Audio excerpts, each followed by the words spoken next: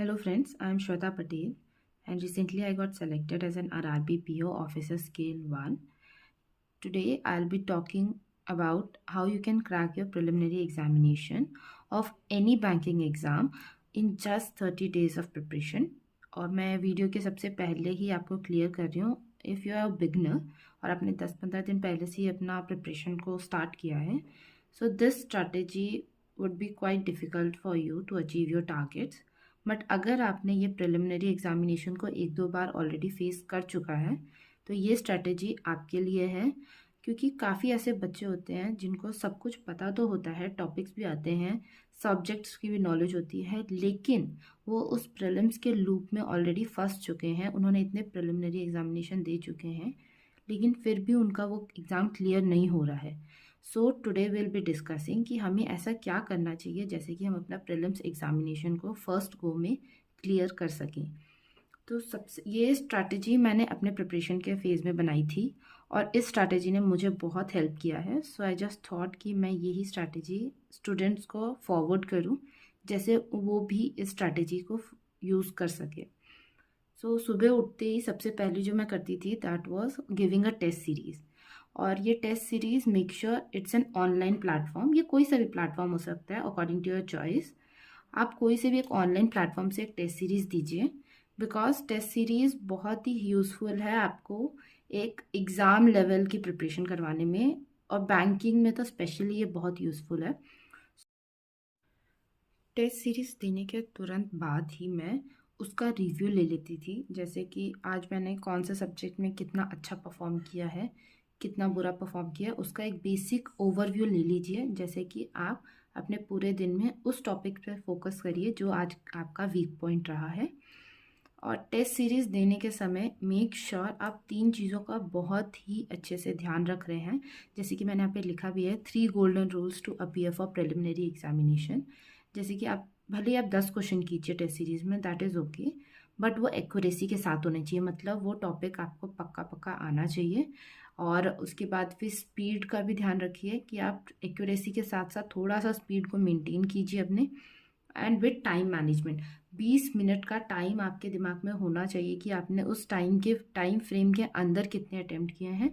और जब आप धीरे धीरे अपने ये एक्यूरेसी और स्पीड को मेंटेन रखेंगे तो देखना विथ टाइम आपका बहुत अच्छा डेवलपमेंट होगा और आप maximum number of questions attempt कर पाएंगे. क्योंकि पेपर में जो हमारा एक ऑनलाइन प्लेटफॉर्म प्रोवाइड करता है एक टेस्ट सीरीज़, और रियल लाइफ पेपर में बहुत डिफरेंस होता है. वहाँ यहाँ पे पेपर थोड़ा सा टफ रखा जाता है लेकिन फाइनल में हमारा पेपर बहुत ही सिंपल आता है. सो आप जितना अच्छा यहाँ पे प्रिपेयर करेंगे, जितना होल हार्टेडली आप सीरियस होकर देंगे वो टेस्ट सीरीज़ को, उतना आपके लिए आगे बेनिफिट होने वाला है. So after giving the test series and taking the review, मैं 1 घंटे का ब्रेक लेती थी एंड उसके बाद मैं इंग्लिश सब्जेक्ट को सबसे पहले पिक करती थी. ये आपकी अपनी पर्सनल चॉइस है कि आप कौन से सब्जेक्ट को पहला प्रेफरेंस देना चाहते हैं, पहला पढ़ना चाहते हैं. मैं सबसे पहले इंग्लिश को पकड़ती थी और उसमें मैं कुछ चीज़ों पे बहुत ही ज़्यादा ध्यान देती थी, जैसे कि reading skills. Because reading skills बहुत इंपॉर्टेंट रोल प्ले करता है. जैसे कि हमारा आरसी हो गया, पैरा जंबल्स हो गए, क्लोज टेस्ट हो गया, वो हम अपने सिर्फ रीडिंग स्किल्स से ही इम्प्रूव कर सकते हैं और हम अपने मैक्सिमाइज कर सकते हैं मार्क्स. सो मैं तो एक न्यूज़पेपर पढ़ती थी और आपको भी सजेस्ट करूँगी you read any of the newspaper according to your choice, बस वो इंग्लिश मीडियम में होना चाहिए. सो मैं द हिंदू पढ़ती थी. अगर आपको न्यूज़पेपर नहीं पढ़ना है तो you can go with any of the fiction novel या फिर किसी भी टाइप की बुक उठा लीजिए, मोरल स्टोरीज बुक उठा लीजिए, या फिर आप कोई आर्टिकल पढ़ लीजिए. अकॉर्डिंग टू योर विश आप कुछ भी पढ़िए. 1 घंटे में पढ़ती थी.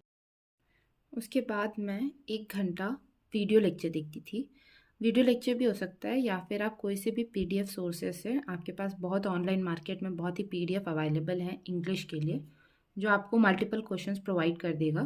तो आप उनको एन नंबर ऑफ क्वेश्चंस को आप अटेम्प्ट करने की कोशिश कीजिए और उनके फिर आंसर्स देख के अपनी गलतियों को सुधारिए. मैं भी यही करती थी. मैं मोस्टली वीडियो लेक्चर्स देखती थी और हर अल्टरनेट डेज में, जैसे कि आज मैंने वीडियो लेक्चर देख लिया तो मैं अगले दिन 2 सेक्शनल मॉक टेस्ट देती थी.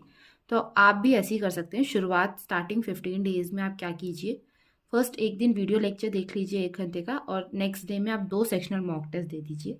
हर अल्टरनेट डेज आप यही प्रोसीजर को रिपीट कीजिए. रीडिंग स्किल्स को डेली करना है, इसमें कोई भी आप लापरवाही नहीं रख सकते हैं।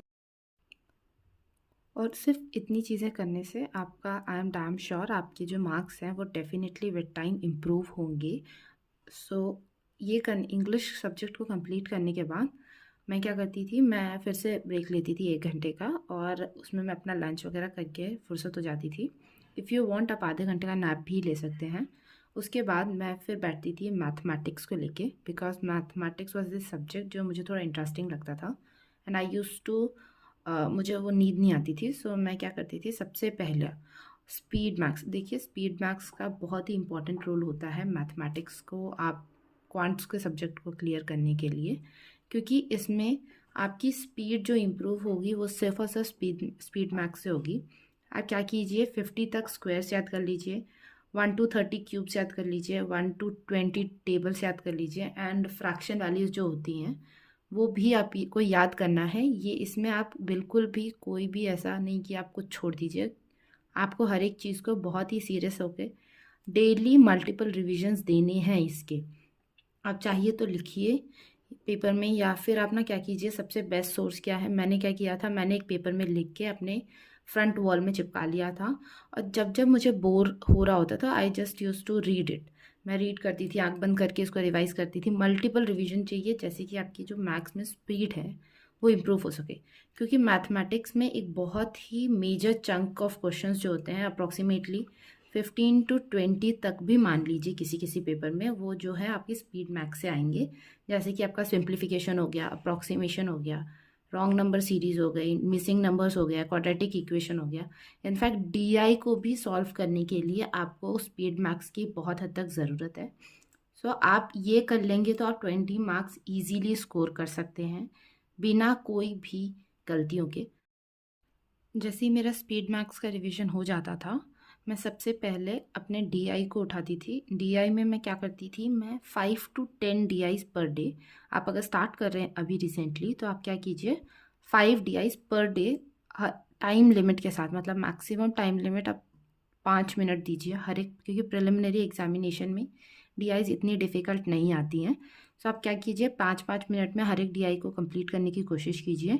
और इसमें इतना ध्यान रखिएगा, आपको स्पीड ध्यान रखनी है और अंडरस्टैंडिंग, क्वेश्चंस की अंडरस्टैंडिंग को ध्यान रखना है। आप जितना इन चीज़ों में फोकस करेंगे आप उतना अच्छा परफॉर्म कर पाएंगे। और अगर आज आपने डीआई की तो आपको नेक्स्ट डे क्या करना है, सेक्शनल टेस्ट देने हैं। जैसे कि ये भी अल्टरनेट डेज है, if you are doing this आज तो आपको अगले दिन ये वाला अटेम्प्ट करना है।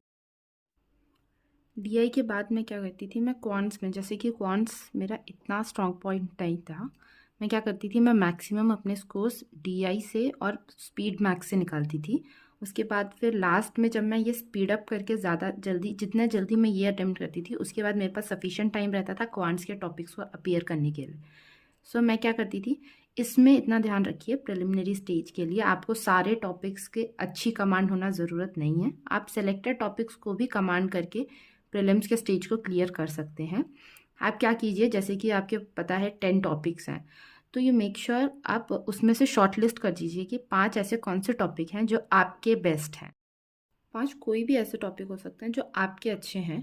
तो आप क्या, कोई से भी जब आपने टॉपिक शॉर्टलिस्ट कर दिया है, उसी को टॉपिक्स को आप उठाइए डेली। जैसे कि आप वीक है तो हर स्टार्टिंग के 5 दिन हर एक टॉपिक को उठाइए और उसके 30 to 45 मिनट्स तक उसी टॉपिक से क्वेश्चंस को अटेम्प्ट करने की कोशिश कीजिए।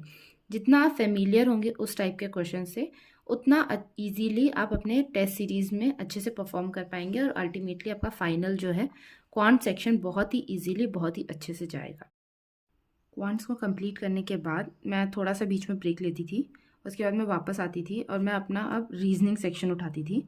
रीजनिंग में जैसे कि हमारा 4 पज़ल मिनिमम हर एक प्रिलिमिनरी एग्जामिनेशन में आता ही आता है। सो अगर आपने पज़ल में कमांड कर लिया है तो ईजीली आप 20 मार्क्स ईजीली ला सकते हैं।